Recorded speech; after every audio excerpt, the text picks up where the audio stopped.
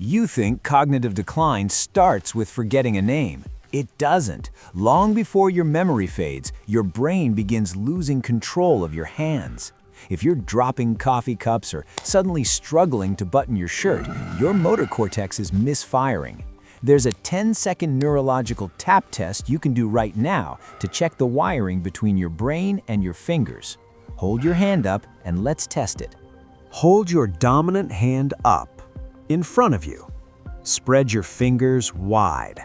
Now, tap your index finger to your thumb as fast and as wide as humanly possible. Open it all the way, close it tight.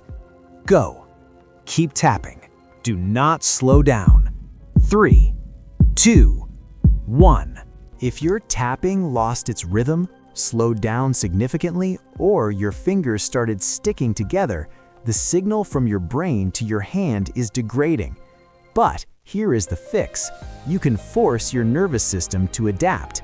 Practice complex finger dexterity drills daily, like touching each finger to your thumb in reverse order to rebuild those neural pathways. Tell me if your fingers locked up in the comments and subscribe to protect your brain.